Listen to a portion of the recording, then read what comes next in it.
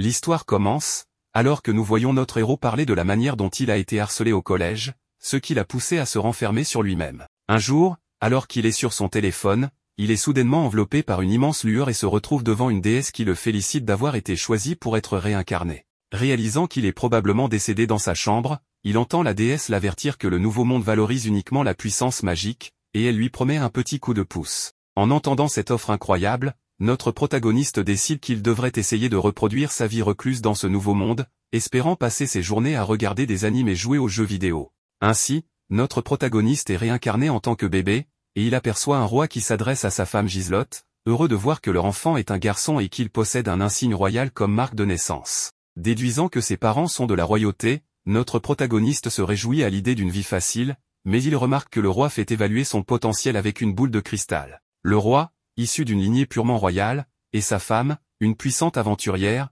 espèrent que leur fils atteindra un niveau de mana d'au moins 40 ou 50. Cependant, ils sont déçus lorsque l'orbe révèle que le niveau maximal de mana du protagoniste est de 2. En plus de cela, l'orbe indique que le protagoniste n'a aucune affinité élémentaire et ne peut utiliser que la magie de barrière, ce qui déçoit le roi et la reine. Craignant de devenir la risée des autres nobles, le roi et la reine décident de feindre la mort de leur enfant, affirmant qu'il est décédé à la naissance, bien qu'il soit peiné d'avoir déjà donné au protagoniste le nom de Reinhardt. Choqué que ses parents ne veuillent pas de lui, le protagoniste entend le roi ordonner à ses serviteurs de l'abandonner dans une forêt voisine, impuissant à réagir. On passe à la déesse qui l'a réincarné, elle discute avec un autre dieu et admet qu'elle a accordé à notre protagoniste un niveau trop élevé, ce que l'orbe ne pouvait pas détecter, et qu'elle a oublié de lui donner des affinités élémentaires. Plus tard dans la nuit, nous voyons notre protagoniste recroquevillé dans une couverture, luttant pour bouger.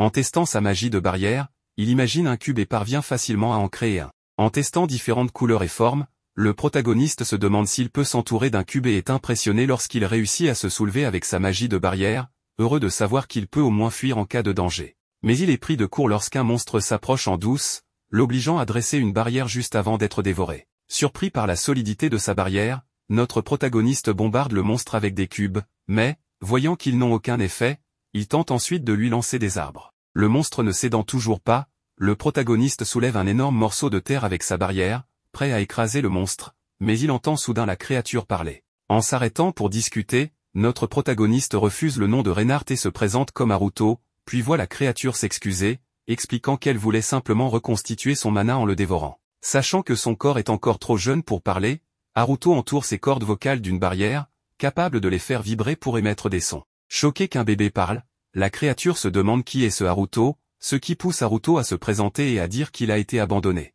Sentant une grande quantité de mana émanant de lui, la créature demande avec insistance si Haruto est le roi démon réincarné.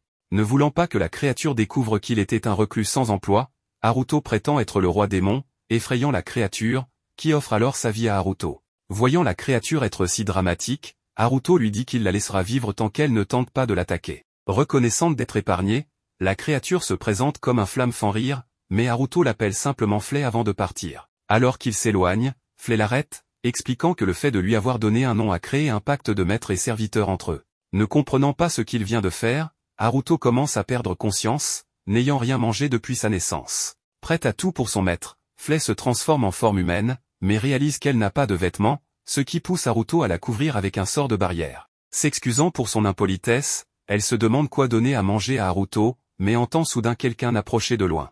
En voulant tuer le ranger, Flay reçoit l'instruction de résoudre pacifiquement tout conflit en premier, en lançant une barrière qui permettra à Haruto de lui parler à distance. En confrontant l'homme, Flay exige de savoir pourquoi il est là, apprenant qu'il est un parent des parents d'Haruto venus pour secourir l'enfant abandonné. Accusant l'homme d'utiliser un bébé pour des motifs inavoués, Flay réalise son erreur lorsque l'homme révèle qu'il a apporté du lait maternel pour Haruto, qui est ravi de pouvoir enfin se nourrir. Toujours méfiante, Flay demande les véritables intentions de l'homme, apprenant qu'il a perdu son propre enfant dans le passé et souhaite se racheter en prenant soin de Haruto. Ému par cette histoire tragique, Flay conclut que cet homme est plus qualifié pour élever son maître, mais déclare qu'elle n'acceptera qu'à condition d'être son assistante personnelle. Avec l'accord de Flay et de l'homme, celui-ci aide à détruire le berceau de Haruto pour simuler la mort de l'enfant. 9 ans plus tard, Haruto vit au sein de la famille du margrave Gold avec une mère, un père et une sœur cadette nommée Charlotte. Heureux de vivre avec une famille aimante, Haruto remarque que Charlotte est très timide avec lui, ce qui attire l'attention de Flay, qui leur dit de se rapprocher d'une manière ou d'une autre. Voyant que Charlotte est très proche de Flay, Haruto ressent de la jalousie en les observant jouer ensemble dehors. En voyant Haruto les fixer sans expression, la mère de celui-ci le réconforte en expliquant que Charlotte est simplement timide et ne sait pas comment se comporter avec des garçons de son âge. Entendant cela, Haruto se demande si Charlotte sait qu'il est en réalité un adulte réincarné dans le corps d'un jeune garçon, mais il entend sa mère lui rappeler qu'il héritera un jour de leur fortune et lui suggère de jouer de temps en temps avec Charlotte au lieu de s'enfermer dans sa chambre. De retour dans sa chambre, Haruto pense à fuir pour vivre une vie indépendante, mais sait que cela rendrait Flay dévasté et que sa famille se sentirait trahie. Haruto révèle que, pendant qu'il s'était isolé, il avait fabriqué un robot à son image. Cependant, le robot n'est pas encore capable de parler. Se demandant s'il pourrait créer des copies robotiques d'autres personnes, il est soudainement appelé par son père dans la cour. Ce dernier lui annonce qu'il va l'entraîner à manier l'épée, inquiet de voir Haruto gâcher sa vie en pensant qu'il a un faible niveau de mana. Haruto évoque alors ses recherches en magie ancienne, ce qui surprend son père, mais celui-ci souhaite tout de même voir si Haruto a un potentiel en tant qu'épéiste. Lorsqu'il se prépare à s'affronter, Haruto ressent l'aura puissante de son père, qui a été guerrier toute sa vie et porte le titre de marteau de guerre fracassant la terre. Enveloppé de sa barrière, Haruto bondit rapidement vers son père, brandissant son épée en bois, mais son père esquive, et l'épée de Haruto se casse en deux en frappant le sol. Son père, choqué, remarque un énorme trou là où l'épée de Haruto a atterri. Prenant une posture de combat pour évaluer les compétences de son fils, il balance son épée vers Haruto, qui esquive sans effort son coup.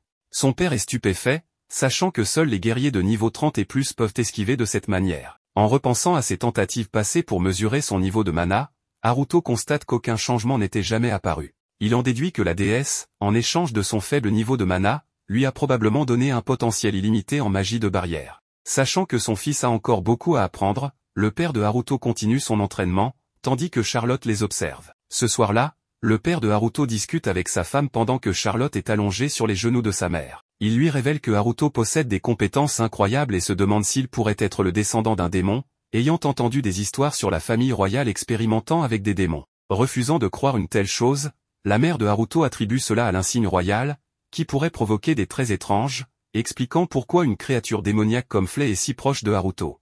Néanmoins, les parents de Haruto affirment qu'ils continueront à l'élever comme un enfant normal, sans savoir que Charlotte écoute toutes leurs conversations. Allongé dans son lit, Haruto remarque que son père a été très occupé récemment, ce qui lui permet d'échapper à l'entraînement à l'épée. Soudain, en entendant des cris à l'extérieur, il utilise sa magie de barrière pour localiser l'origine du bruit et découvre plusieurs personnes blessées. Confrontant son père, Haruto apprend que ce dernier et ses hommes ont tenté de chasser des voleurs qui terrorisaient leur terre, mais ont sous-estimé leurs ennemis et ont été attaqués en embuscade, blessant sévèrement ses hommes.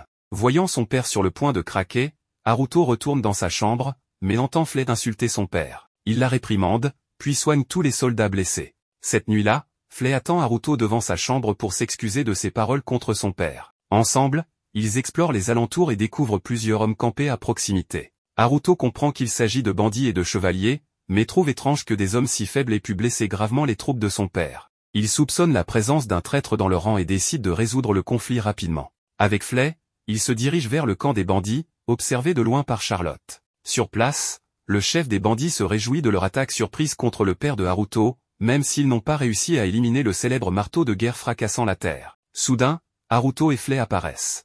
Les bandits brandissent leurs armes mais sont immobilisés par la magie de Haruto. Lorsqu'un des hommes menace Haruto, celui-ci l'envoie contre un mur, puis interroge les autres. Il apprend que les bandits sont des chevaliers de l'Empire, un royaume voisin, envoyés pour semer le chaos. Réalisant que quelqu'un d'influent souhaite s'emparer des terres de son père, Haruto n'a plus de questions à poser et ordonne à Flay de détruire le camp, ce qu'elle fait en éliminant tous les ennemis. En traversant la forêt, Haruto réfléchit à la nécessité de mieux comprendre la politique de ce monde. Cependant, il décide d'abord d'informer son père de manière anonyme de ce qu'il a découvert. Le lendemain matin, le père de Haruto, tenant Charlotte sur ses genoux, apprend que les bandits ont été éliminés ou capturés. Inquiet des intentions de l'Empire, il se demande qui a pu tuer les bandits. Il déduit que la personne responsable est froide, calculatrice et capable d'utiliser la magie du feu, ce qui l'amène à penser que Flay pourrait être impliqué. Charlotte, ayant remarqué que Haruto et Flay avaient quitté le château cette nuit-là, quitte précipitamment la pièce de son père pour confronter Flay. Elle exige de savoir qui est réellement Haruto, expliquant qu'elle les a vus partir ensemble. Cependant, lorsqu'elle est entrée dans la chambre de son frère, elle l'a vu dormir dans son lit, mais cette fois, elle n'a pas senti son puissant mana. Charlotte commence à ressentir la force écrasante de Haruto, suscitant l'admiration et les interrogations. Flay, impressionné, lui révèle que Haruto est le plus puissant être existant, dépassant même ses propres capacités, mais refuse de dévoiler son identité véritable. Cette révélation éveille encore plus la curiosité de Charlotte, qui décide de surveiller les actions de Haruto. Haruto remarque ses soupçons croissants et commence à surveiller ses propres mouvements en retour, trouvant même mignon le fait qu'elle le suive en cachette. Plusieurs jours passent ainsi, et Charlotte continue d'observer Haruto, le suivant dans ses routines quotidiennes. Un matin, alors qu'ils prennent le petit déjeuner en famille, Haruto apprend que Charlotte et leur mère vont assister à un festival annuel. Haruto propose qu'elle prenne Flay pour les protéger, mais se souvient qu'il l'a envoyée en mission pour intimider les monstres à proximité des villages. Plus tard, alors que Haruto est allongé dans sa chambre, il reçoit une alerte et découvre que sa mère et Charlotte ont été attaqués par des bandits. Les chevaliers tentent de les retenir, mais les bandits lancent des projectiles magiques, forçant la mère de Haruto à utiliser sa mana pour les bloquer. Malheureusement, elle est blessée par l'un des projectiles. Haruto guide Charlotte par télépathie pour qu'elle conduise leur mère plus profondément dans la forêt. À un certain moment, la mère de Haruto, suivant les instructions, utilise sa magie pour amortir leur chute et se cache avec Charlotte dans une grotte recouverte de magie d'illusion. Espérant qu'un héros viendra les sauver, elle décide de partir chercher de l'aide, laissant une Charlotte effrayée seule dans la grotte. Pendant ce temps, les bandits rattrapent la mère de Haruto, qui, sachant qu'elle sera torturée si elle est capturée, sort un poignard pour mettre fin à ses jours, refusant de trahir la cachette de Charlotte. Juste avant qu'elle ne puisse se blesser, Haruto intervient, détruit le poignard et la protège. Enragé par les actions des bandits, il libère un cri puissant qui les neutralise tous d'un seul coup. Dans la grotte, Charlotte ressent alors l'aura familière de Haruto, lui signalant que sa mère est en sécurité et que l'aide est en route. Quand Haruto apparaît à l'entrée de la grotte, Charlotte sort de sa cachette et lui demande s'il est le héros de justice venu pour les sauver. Se rappelant les paroles de sa mère, Haruto lui confirme qu'il est bien un héros de justice et lui demande de garder son secret, ce qui ravit Charlotte. Ainsi, le lien entre Haruto et Charlotte s'intensifie, chacun cachant des mystères et des vérités profondes, tout en naviguant les épreuves et les secrets de leur monde dangereux. Cette nuit-là, Haruto et son père apprennent que Charlotte et sa mère sont désormais escortés par Flay, et que tous les chevaliers blessés lors de l'embuscade ont été miraculeusement guéris. Curieux, le père de Haruto demande son avis sur les événements, mais Haruto essaie de détourner la conversation. Son père insistant, Haruto en profite pour insinuer qu'il pourrait y avoir un traître ayant permis l'entrée de tant de bandits dans leur domaine. Satisfait de voir son père commencer à suspecter des personnes proches de lui, Haruto entend ensuite son père mentionner une mystérieuse dame dangereuse. Avant qu'il ne puisse demander plus de détails, Charlotte, la mère de Haruto et Flay rentrent enfin chez eux. En entrant, Charlotte se précipite dans les bras de Haruto, ce qui surprend tout le monde et suscite la curiosité, car ils se demandent quand Charlotte et Haruto sont devenus si proches. Heureusement, les parents de Haruto sont heureux de voir leurs enfants s'entendre aussi bien que Flay montre des signes de jalousie face à la proximité de Charlotte avec son maître. Quelques jours plus tard, Charlotte commence à rendre régulièrement visite à Haruto dans sa chambre sans frapper, ce qui l'irrite un peu.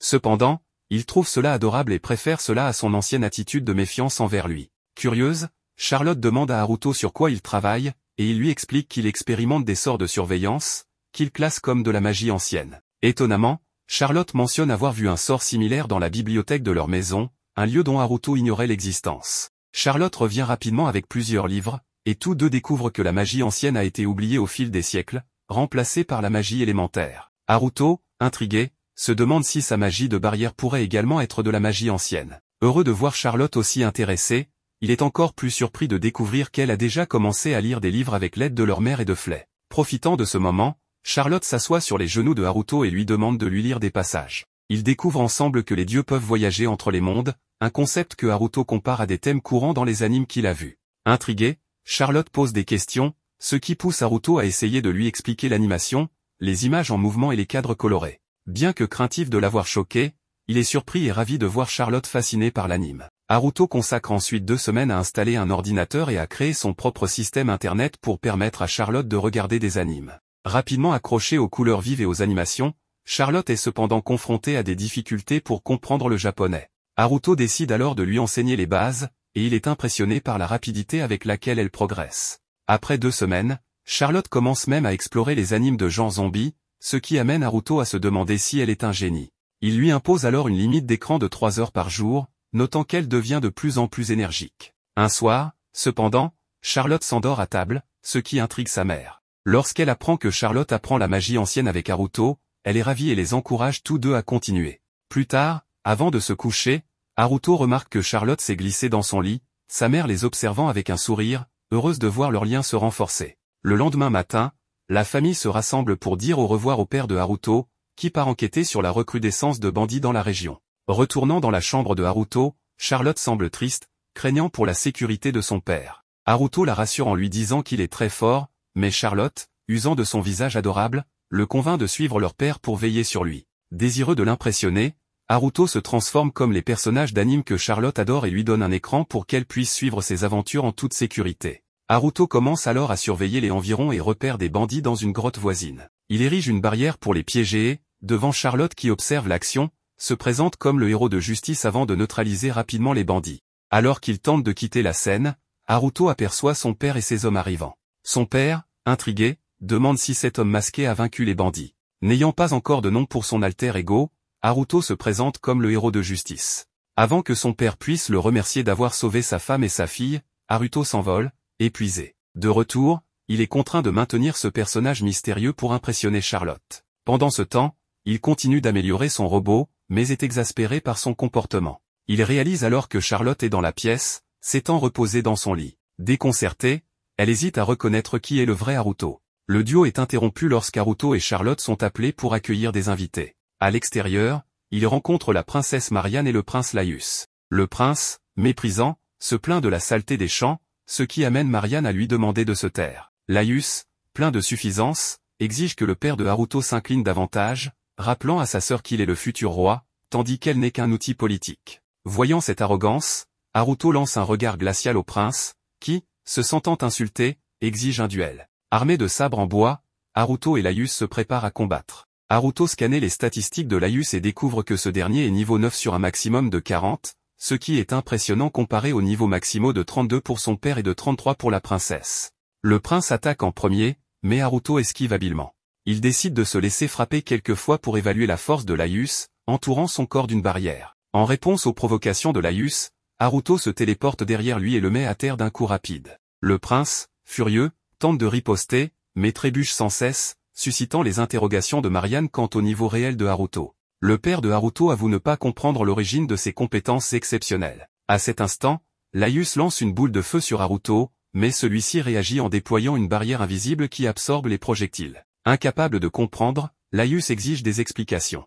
Agacé par l'arrogance du prince, Haruto renvoie les boules de feu absorbées, forçant Laius à s'agenouiller et à admettre sa défaite. Après le duel, Marianne s'excuse pour le comportement de son frère, et Haruto accepte. De retour dans sa chambre, il réfléchit au fait que Laius et Marianne connaissent son niveau maximum de 2, se demandant si ses parents biologiques, qui l'ont abandonné dans la forêt, auraient divulgué cette information. Tard dans la nuit, Charlotte utilise la magie de surveillance de Haruto et repère des individus suspects dans une forêt voisine. Flay intervient alors, ayant appris par Charlotte que Haruto affronte seul des méchants, et propose de l'accompagner pour sa prochaine mission.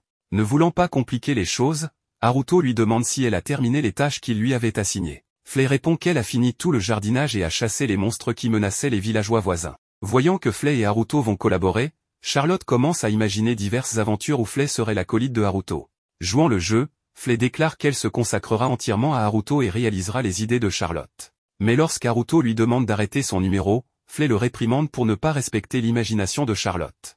Avant leur départ, Haruto ordonne à Flay de limiter la violence, surtout avec Charlotte qui les observe. Pendant ce temps, les individus suspects se vantent des biens qu'ils ont volés et se réjouissent des repas qu'ils pourront s'offrir. Soudain, Haruto apparaît dans l'obscurité sous sa forme transformée, se présentant comme le chevalier noir. Flay le rejoint peu après, se présentant comme le chevalier cramoisi. Elle conjure une flamme dans sa paume et lance une boule de feu sur les hommes, les brûlant vivants. Haruto l'interrompt immédiatement, lui ordonnant d'agir avec moins de violence. Pour protéger les hommes, Haruto stoppe les flammes de Flay et crée une barrière autour d'eux. Il se place ensuite à côté de Flay et lui ordonne d'arrêter ses attaques. Obéissant à contre-cœur, Flay le laisse attacher les hommes. De retour dans sa chambre, Haruto est épuisé. Charlotte, émerveillée par leur travail d'équipe, les complimente. Flay déclare qu'elle n'a pas pu montrer toute sa puissance cette fois, mais qu'elle le fera à l'avenir. Tandis que les filles discutent, Haruto admet être partagé sur l'idée de travailler avec Flay, qui est souvent incontrôlable, bien que sa présence rende Charlotte heureuse.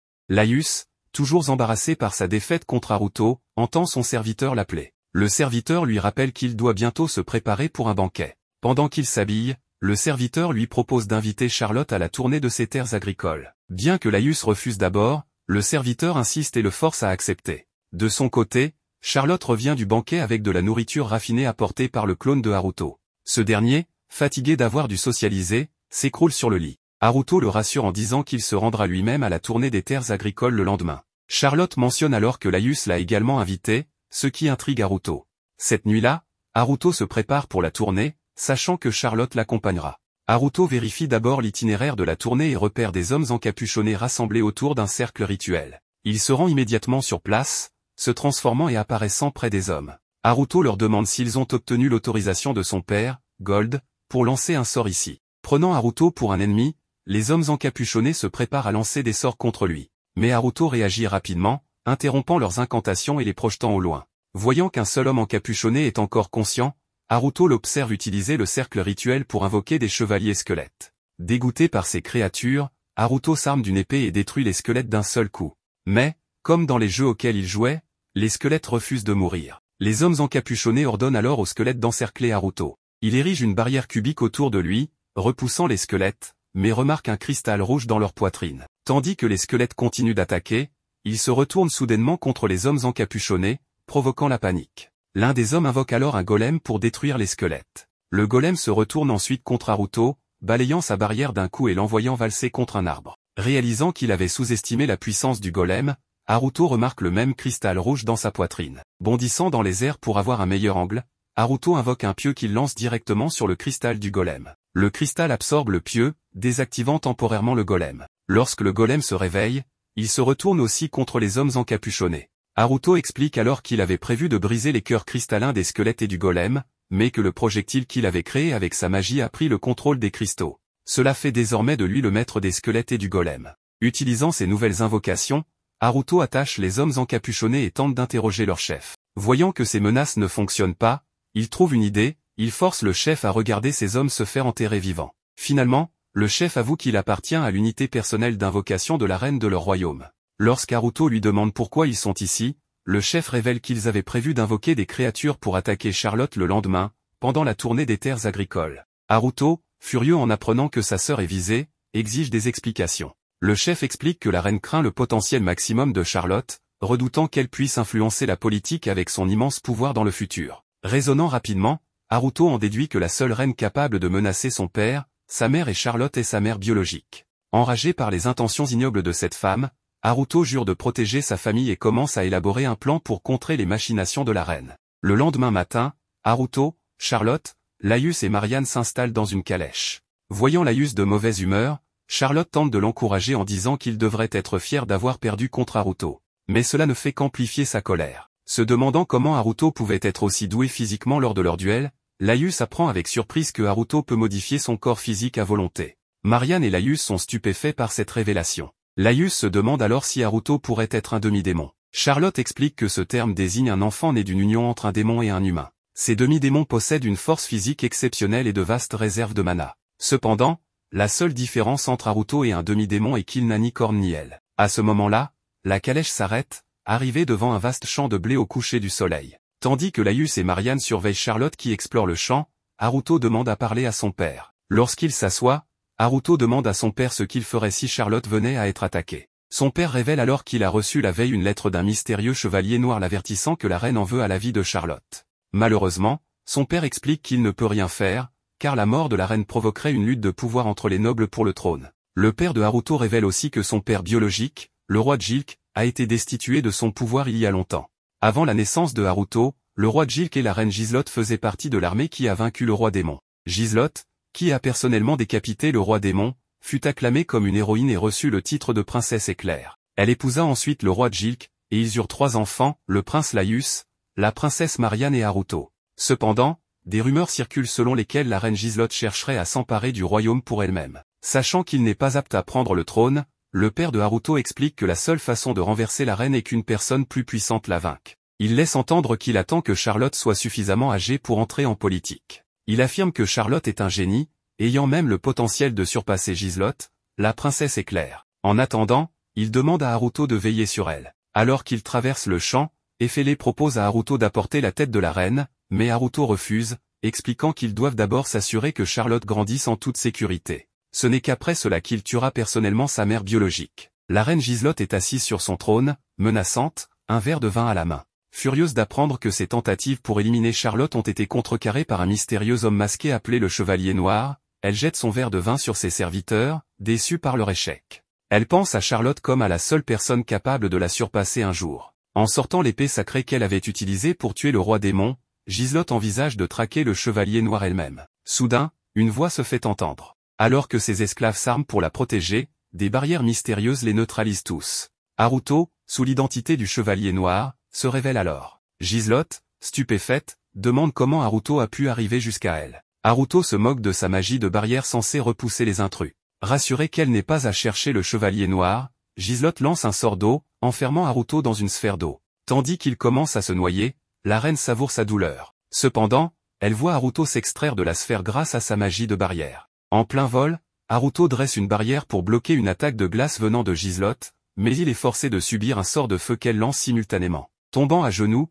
Haruto découvre que la reine est non seulement une maîtresse dans l'art du maniement de l'épée, mais qu'elle possède aussi des affinités avec l'eau, la glace et le feu, ce qui rend Haruto jaloux. Soudain, elle se rend vite compte qu'Haruto n'est pas blessé du tout. Lorsqu'il lève la main, Giselotte est stupéfaite de voir un rayon lumineux foncer vers elle. Elle réussit à peine à le bloquer et est choquée qu'Haruto n'ait prononcé aucune incantation. Quand il annonce qu'il va désormais se battre sérieusement, Giselotte, sur la défensive, utilise sa magie de barrière pour bloquer des centaines de projectiles qu'Haruto lance. Elle réalise qu'il possède une réserve de mana bien plus grande que celle du roi démon qu'elle avait affronté. Sachant que maintenir sa barrière consomme beaucoup de mana, Giselotte la désactive temporairement et fonce avec son épée sacrée. Anticipant son mouvement, Haruto déjoue son attaque. Ils échangent plusieurs coups jusqu'à ce que Giselotte saute sur lui et le plaque au sol, déclarant qu'elle s'est personnellement assurée d'être la plus forte du monde. Après avoir mesuré le plein potentiel de Giselotte, Haruto riposte, la désarme et la soumet en lui mettant un collier autour du cou. Alors qu'elle tente de l'enlever, il la prévient que le collier la décapitera si elle insiste. Haruto avertit Giselotte de ne plus jamais s'approcher de la famille Zanfi, sous peine d'une punition plus sévère. Alors qu'il s'éloigne, Giselotte réalise qu'elle est désormais sous le contrôle de quelqu'un d'autre. Seule, elle rit de manière hystérique en comprenant qu'elle n'est plus la plus forte. Retrouvant Flay, Haruto poursuit sa route. Flay félicite Haruto pour sa victoire sur la Reine Éclair, Giselotte, garantissant ainsi la sécurité de Charlotte et de sa famille pour l'instant. 5 ans passent dans le calme. Alors qu'il observe Flay et Charlotte jouer dans la neige, Haruto narre à quel point ces années ont été paisibles, sans aucune trace des complots de la reine Giselotte contre sa famille. Regrettant d'être sorti de sa chambre, Haruto regarde Flay construire un gigantesque château de neige. Il se demande si Flay n'a pas froid dans sa tenue de servante. Fièrement, bien que frissonnante, Flay lui répond qu'elle portera toujours cette tenue, car c'est le premier cadeau qu'il lui a offert. Ignorant sa réponse, Haruto crée des vêtements chauds pour Flay et lui conseille de toujours exprimer ses inconforts afin qu'ils maintiennent une relation saine. Soudain, Charlotte propose une idée, elle imagine une attaque spéciale qu'Haruto pourrait utiliser dans la neige. Haruto, bien que réticent, s'éloigne de Charlotte et Flay, puis annonce maladroitement une nouvelle incantation de sort. Il crée une mini-tornade dans sa paume et la projette dans la neige, formant un énorme cratère. Impressionnés, Flay et Charlotte admirent sa démonstration. Charlotte saute dans les bras de Haruto, ravie d'avoir un frère aussi incroyable. Haruto, embarrassé, se dit qu'il n'est pas si désagréable de faire plaisir à Charlotte. À ce moment-là, ses parents arrivent, se demandant qui a pu causer un tel cratère. Haruto, astucieux, crée un clone du chevalier noir pour prendre le blâme, dissimulant ainsi ses pouvoirs à ses parents. Pendant que Flay, Charlotte et leur mère commencent à sculpter la neige, Haruto discute avec son père. Celui-ci lui explique qu'il n'a reçu aucune nouvelle des complots de Giselotte. Par ailleurs, des rumeurs circulent, Giselotte aurait été réduite en esclavage et porterait un collier d'esclave. Son père s'interroge sur l'identité de la personne assez puissante pour soumettre la redoutable Reine Éclair. Discrètement, Haruto s'éclipse, estimant que sa mission de protéger Charlotte est quasiment terminée. Mais avant qu'il ne puisse partir, son père lui annonce qu'il va devoir rejoindre l'Académie royale dans les semaines à venir. Il s'excuse, évoquant des facteurs complexes qu'il n'a pas pu refuser. Désespéré, Haruto décide de résoudre ses problèmes pour enfin vivre la vie de reclus qu'il a toujours rêvé d'avoir. Dans le bureau de son père, Haruto essaie de trouver une échappatoire pour ne pas s'inscrire. Cependant, son père lui montre une lettre d'invitation personnelle du roi, lui suggérant fortement de s'enrôler. Il soupçonne que le roi Gilles a été influencé par sa fille, la princesse Marianne, qui semble apprécier Haruto. De plus, le prince Laius sautera plusieurs classes pour rejoindre Haruto, ce qui les obligera à passer du temps ensemble. Le père de Haruto met également en garde, il pense que la reine Giselotte pourrait utiliser la princesse Marianne pour élaborer des complots dans l'ombre et demande à Haruto d'enquêter. En réfléchissant à tout ce que son père a fait pour lui, Haruto accepte à contre-cœur de se plier à cette nouvelle étape de sa vie. Haruto accepte d'aller à l'école si cela permet de rendre son père fier. Avant son départ, on lui rappelle qu'il doit emmener un assistant pour l'aider à vivre sur le campus. Sachant qu'il ne peut pas emmener Flay, Haruto se retrouve dans une impasse, n'ayant personne d'autre à choisir comme assistant. Entendant son fils réfléchir, la mère de Haruto, qui a espionné la conversation, propose de l'accompagner elle-même. Cependant, Haruto est forcé de refuser poliment cette idée. De retour dans sa chambre, Haruto discute avec ses clones robotiques, cherchant des moyens de se faire expulser de l'école. Comme ses clones ne peuvent pas utiliser la magie, Haruto propose que l'un d'eux prenne sa place à l'école et fasse exprès de se faire renvoyer. Cependant, Haruto réalise qu'il doit orchestrer cela sans ternir le nom de sa famille. Il suggère donc que le clone provoque une bagarre avec d'autres élèves, mais le clone proteste, affirmant qu'il ne peut rien faire face à des étudiants dotés de magie. En guise de compromis, Haruto promet de lancer en permanence une barrière magique autour de son clone pour le protéger, tout en l'aidant à jouer son rôle à l'école. Quelques jours passent, et Haruto passe son temps dans une cabane secrète qu'il a construite, espérant y mener une vie isolée une fois ses responsabilités terminées. Soudain, Flay et Charlotte arrivent. Charlotte, portant une tenue de Magical Girl inspirée d'un anime qu'elle regarde, explique qu'elle passe trop de temps à étudier et elle rate ses animes. Haruto suggère alors qu'il pourrait discrètement la faire entrer et sortir de sa chambre grâce à sa magie de téléportation. Testant d'abord avec des objets, Flay et Charlotte sont émerveillés lorsqu'Haruto réussit à créer 2 portails pour simuler la téléportation.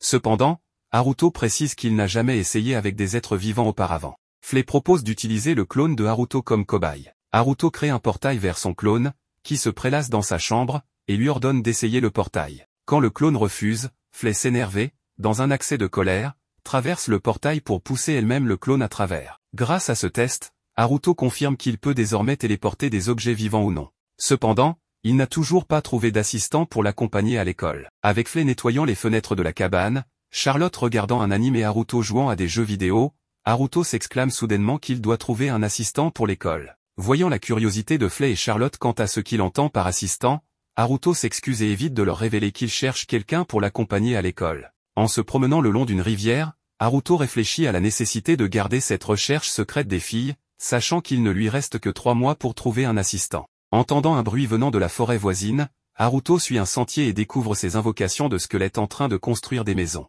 En voyant leur maître arriver, les squelettes se précipitent pour l'accueillir, ce qui pousse Haruto à se remémorer leur histoire. Après les avoir volés aux hommes encapuchonnés qui les avaient invoqués, ces squelettes ne sont jamais disparus. Haruto avait donc décidé de leur attribuer un morceau de terrain, et depuis, il s'y était établi. Surpris par l'efficacité et l'enthousiasme des squelettes, Haruto révèle qu'il a donné au chef de leur armée le nom de Johnny. En observant les environs, Haruto remarque que d'autres monstres vivent également parmi les squelettes. Il apprend que ces monstres, chassés par Flay et n'ayant nulle part où aller, ont été accueillis par les squelettes. Ces derniers rassurent Haruto que les monstres respectent les règles, tout comme les autres habitants. Johnny propose alors à Haruto de lui montrer les améliorations apportées au terrain qui leur a été donné. En visitant les champs, Johnny explique qu'ils cultivent leurs propres légumes au lieu de les voler. En voyant les squelettes si fiers de leur récolte, Haruto réalise qu'ils n'ont pas besoin de manger, déduisant que les cultures sont destinées aux monstres qui l'hébergent. Johnny guide ensuite Haruto à travers les zones d'élevage et de culture des herbes. Haruto remarque à quel point la voix de Johnny est apaisante, bien qu'un peu agaçante en raison de son côté bavard. Lorsque Johnny lui demande des conseils sur leur progrès, Haruto l'encourage à continuer le bon travail avant de partir. Avec le soleil se couchant, Haruto réalise qu'il a gaspillé sa journée sans faire de progrès significatif. Assis au bord de la rivière, il entend de lourds bruits de pas. Assis au bord de la rivière, il entend de lourds bruits de pas. Jigan s'assoit à côté de Haruto, lui offrant timidement une fleur et rougissant. Intrigué, Haruto demande pourquoi Jigan est seul. Jigan confesse soudain qu'il aime Haruto. Touché par ces mots, Haruto remercie Jigan avant de rentrer à la cabane. En arrivant, Flay l'attend et l'interroge immédiatement sur cet assistant qu'il recherche. Sachant qu'il ne peut pas mentir à Flay, Haruto répond que cela ne la concerne pas et s'éclipse rapidement. Le lendemain matin, Haruto continue de profiter de ses jeux vidéo jusqu'à ce que Charlotte vienne lui parler. Lorsqu'il lui demande ce qui la tracasse, Charlotte révèle qu'elle réfléchit à des noms alternatifs pour son personnage masqué. Haruto l'emmène ensuite au village des squelettes, où Charlotte est émerveillée par leur amabilité. Elle propose de nommer ce lieu Pandemonium Village, le jardin des démons, ce que les squelettes acceptent avec gratitude. Dans une région enneigée, plusieurs hommes découvrent un dragon en hibernation, le dragon des tempêtes de neige. Ravis de l'avoir trouvé, ils se préparent à le tuer pour vendre ses matériaux à prix d'or. Cependant, le dragon s'envole soudainement. Tentant de l'arrêter, les hommes tirent des flèches qui le font s'écraser dans une rivière. Emporté par le puissant courant mêlé à la neige, le dragon est emporté sans défense. Avec Haruto, on le voit en compagnie de Flay et de son père, apprenant l'apparition d'un mystérieux dragon bleu à la frontière du territoire de son père. Comme le dragon bleu est éloigné, Haruto déclare que ce n'est pas leur problème. Cependant, son père lui explique que les dragons sont des créatures puissantes et qu'ils pourraient causer d'immenses destructions s'ils sont laissés sans surveillance. Considérant la menace, Haruto demande à Flay d'essayer de communiquer avec le dragon bleu. Flay répond qu'elle n'a jamais entendu parler d'un tel dragon, ce qui signifie qu'il n'a pas pu naître ces dernières années. Elle ajoute que, pendant la guerre entre les démons et les humains, elle n'a jamais rencontré l'existence d'un dragon bleu, ce qui la pousse à conclure que ce dernier a dû se cacher comme un lâche. Par conséquent, elle ne voit aucun intérêt à parler avec un lâche. En sortant du bureau de son père, Haruto remarque Charlotte en train d'écouter leur conversation en secret. Cette dernière demande personnellement à Flay de secourir le dragon bleu. Incapable de résister à l'adorable charme de Charlotte, Haruto et Flay acceptent de rendre visite au dragon. Transformé, Haruto se joint à Flay pour se rendre dans les montagnes enneigées, où ils parviennent à retrouver le dragon bleu, visiblement affaibli et blessé. Au même moment, Flay repère plusieurs chasseurs cherchant à traquer le dragon.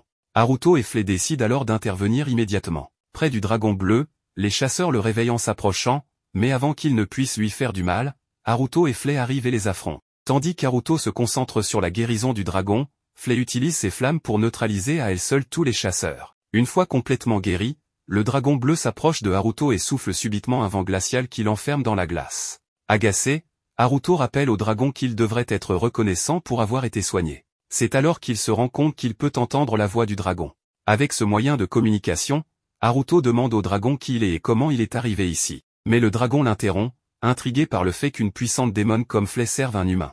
Voyant une occasion parfaite pour éduquer le dragon, Flay passe une heure à lui raconter les incroyables exploits de Haruto, ajoutant qu'il est considéré comme la réincarnation du roi démon lui-même. Impressionné, le dragon s'excuse de ne pas avoir participé à la guerre des démons. Haruto note que les dragons sont considérés comme des démons dans ce monde. Le dragon bleu raconte alors son histoire, il a passé les 300 dernières années seul dans une grotte, endormi, jusqu'au jour où un aventurier est venu lui rendre visite, laissant derrière lui un livre fascinant. À la recherche de plus de connaissances, le dragon bleu a quitté sa grotte, s'est transformé en humain, et a visité une ville voisine pour voler des livres avant de retourner dans sa grotte pour les lire. Malheureusement, sa grotte a été découverte, et tous les livres qu'il avait accumulés ont été brûlés, le forçant à fuir et à être constamment traqué par des chasseurs. Touché par cette vie tragique, Flay accepte les excuses du dragon et l'invite à rejoindre le village de Pandémonium. Le dragon bleu accepte l'offre de Flay et propose de servir Haruto. Un pacte est scellé, et le dragon se transforme en humain. Haruto lui confectionne alors une tenue de servante et lui donne le nom de Lisa. Voyant Lisa et Haruto se rapprocher, Flay devient jalouse et rappelle à Lisa qu'elle est la première servante de Haruto. Avant qu'elle ne puisse finir sa phrase, Haruto et Lisa s'envolent, laissant Flay courir derrière eux, déterminé à ne pas perdre son maître au profit d'une autre servante. De retour à la maison, Haruto présente Lisa à ses parents, et Charlotte demande si Lisa pourrait travailler pour eux comme domestique. Enchantée de voir le dragon des tempêtes sous la forme d'une adorable fille, la mère de Haruto et Charlotte accueillent chaleureusement Lisa. Charlotte lui propose même de devenir son amie, ce qui laisse Lisa troublée. Tandis qu'il réfléchit aux avantages et inconvénients, le père de Haruto reste incrédule face au fait qu'un dragon si puissant soit réduit à une petite fille. Malgré cela, il déclare qu'il autorisera Lisa à vivre avec eux, à condition qu'elle respecte les règles. En emmenant Lisa à l'extérieur, Flay commence sa formation de domestique, la prévenant qu'elle doit prendre ses responsabilités au sérieux si elle veut rester aux côtés de Haruto. Flay montre personnellement ses compétences, affirmant qu'elle testera Lisa aujourd'hui pour évaluer ses capacités et commence par lui demander de nettoyer l'extérieur. Contre toute attente, Lisa termine rapidement, ce qui inquiète un peu Flay. Ensuite, Flay et Lisa passent au nettoyage de la vaisselle, toutes deux côte à côte, en compétition pour laver le plus de plats. À la fin, Flay casse accidentellement toutes ses assiettes, tandis que Lisa a parfaitement nettoyé les siennes. Flay teste ensuite les talents culinaires de Lisa. Elle tente elle-même de préparer un plat, mais finit par le brûler. Avec élégance, Lisa concocte un délicieux ragoût, impressionnant tout le monde, sauf Flay, qui reste dans un coin, déprimé. En voyant une tache sur le visage de Charlotte, Lisa l'aide à la nettoyer, ce qui pousse la mère de Haruto à remarquer combien Lisa apprend vite. Elle demande si Lisa a d'autres talents. Après avoir réfléchi un moment, Lisa mentionne avoir lu quelques livres de magie et posséder une certaine maîtrise dans ce domaine. Apprenant que Lisa a une expérience en combat, la mère de Haruto la nomme officiellement domestique personnelle de Charlotte, ce que Lisa accepte avec joie. Le lendemain matin, Lisa prend son rôle au sérieux, réveillant Charlotte et l'emmenant s'entraîner. Lisa utilise un sort d'eau et guide Charlotte dans l'incantation, permettant à Charlotte de créer une boule de feu. Tout au long de la journée, Lisa reste auprès de Charlotte pour l'aider à étudier. Après plusieurs jours, Haruto est appelé par Charlotte, qui lui montre ses progrès impressionnants en magie, réussissant à créer une énorme boule de feu. Se tournant vers Lisa, Haruto remarque qu'elle lance un sort d'eau pour laver le linge tout en enseignant à Charlotte, ce qui le surprend par son efficacité. Haruto demande à Lisa si elle est épuisée par sa routine de domestique. Lisa répond qu'elle se sent apaisée en effectuant ses tâches et en passant du temps avec Charlotte. Charlotte, craignant de représenter une charge pour Lisa, lui demande si elle pourrait être non seulement sa domestique mais aussi son amie. Haruto approuve cette amitié, et Lisa accepte, ce qui ravit Charlotte. Haruto, remarquant les capacités de Lisa, pense qu'elle pourrait devenir son assistante à l'école. Mais en voyant la complicité entre Charlotte et Lisa, il décide de ne pas les séparer. Haruto réalise qu'il peut utiliser sa magie de téléportation pour permettre à Lisa de voyager entre les deux lieux, afin qu'elle puisse rester auprès de Charlotte tout en l'accompagnant lui. À la cabane, Charlotte, déprimée, se plaint que l'émission qu'elle regardait vient de se terminer. Haruto la rassure en lui disant qu'un nouveau programme arrivera bientôt pour remplacer son ennui. Après la pause de Charlotte, Lisa et elle retournent à l'entraînement. Mais juste avant de partir, Haruto informe Charlotte qu'il commencera l'école la semaine prochaine au royaume. Sous le choc, Charlotte s'éclipse pour convoquer une réunion avec ses chevaliers, remerciant Lisa, Flay, Johnny et Gigant d'y assister. En entrant dans le vif du sujet, Charlotte révèle avoir entendu que Haruto ira bientôt à l'école, ce qui surprend Flay, qui n'en avait pas entendu parler. Puisqu'Haruto est déjà si puissant, Flay se demande pourquoi le roi démon réincarné aurait besoin d'apprendre des humains. En entendant Haruto être qualifié de roi démon, Charlotte devient curieuse, mais Flay réalise qu'elle n'aurait pas dû laisser échapper cette information, ce qui rend Charlotte triste, pensant qu'Haruto lui cache des secrets. Voyant Charlotte attristée, Johnny intervient et affirme qu'Haruto accorde beaucoup d'importance à Charlotte et finira par tout lui révéler. En entendant cela, Charlotte est troublée d'être si précieuse aux yeux de son frère, avant de reprendre la réunion. Charlotte demande des idées sur la raison pour laquelle Haruto voudrait aller à l'école. Elle révèle qu'un jour, en regardant un anime se déroulant dans un lycée, elle avait demandé à Haruto à quoi ressemblait l'école. En observant Haruto, elle avait remarqué son visage sombre, comme s'il avait peur de parler du sujet. Cette révélation surprend les autres, qui ne pensaient pas qu'Haruto puisse avoir peur de quoi que ce soit. Charlotte partage ses théories sur ce qui pourrait effrayer Haruto, suggérant que le conseil des élèves pourrait être corrompu. Elle convainc les autres que l'école est un endroit terrifiant, ce qui pousse Charlotte à annoncer que Flay, Lisa, et elle-même iront à l'école pour recueillir des informations, tandis que Johnny et Gigant resteront pour préparer des renforts. Avant la fin de la réunion, ils conviennent tous de garder leur réunion et leur mission secrète, car ils agissent pour protéger Haruto. Comiquement, ce soir-là, Lisa informe Haruto de tout ce qui s'est passé lors de leur réunion, ce qui lui vaut la gratitude de ce dernier, car les choses auraient pu mal tourner si Charlotte et ses serviteurs avaient agi impulsivement. En discutant, Lisa demande à Haruto s'il affronte vraiment des forces maléfiques à l'école. Haruto, ne voulant pas ruiner l'imagination de Lisa, joue le jeu en répondant qu'il affrontera un grand ennemi. Haruto en profite pour demander à Lisa de devenir son assistante, ce qu'elle accepte volontiers. Le lendemain, Flay discute avec les autres domestiques du manoir, qui partagent leurs soucis personnels. Lorsqu'elles se confient sur leurs relations amoureuses, Flay leur conseille de couper les liens avec leurs partenaires, affirmant qu'elles y sont trop attachées. Plus tard, Charlotte interroge Flay sur son uniforme et apprend que celui-ci a été fait sur mesure pour s'adapter à sa poitrine généreuse. Voyant Lisa voler dans les airs, Charlotte demande à Flay de lui enseigner un sort de vol. Flay montre alors son propre sort improvisé, mais la mère de Haruto, en apprenant cela, interdit à Charlotte d'apprendre cette magie dangereuse, la jugeant trop jeune. De retour à la cabane, Lisa demande à Haruto d'expliquer sa magie de téléportation, intriguée par la complexité d'un tel sort. Pendant qu'il explique, Lisa remarque qu'elle ne détecte aucune mana utilisée, ce qui signifie que la téléportation d'Haruto ne suit pas les lois magiques de ce monde. Lors du bain, Charlotte et Lisa profitent d'une source chaude construite par Haruto. Elle taquine Flay, qui craint l'eau trop chaude. Après avoir été convaincue, Flay se laisse tenter et tombe amoureuse de l'atmosphère de la source. Ce soir-là, Haruto évalue les niveaux de mana des filles en utilisant un orbe magique. Flay a atteint un niveau de 40 sur un maximum de 77, tandis que Lisa est à 36 sur 71. À sa grande surprise, Charlotte, une enfant humaine, est déjà au niveau 17, avec un potentiel maximal de 61. Haruto réalise que la reine flamboyante Giselotte n'avait qu'un potentiel de 44, ce qui signifie qu'avec un peu d'entraînement, Charlotte surpassera Flay et Lisa. Charlotte révèle alors qu'à sa naissance, elle pouvait déjà lancer des boules de feu, ce qui avait poussé sa mère à sceller ses pouvoirs. Après avoir mesuré les niveaux des filles, elle demande celui d'Haruto, pensant qu'il dépasse 100. Haruto refuse de le révéler, car l'orbe magique indique toujours qu'il a un niveau maximum de 2.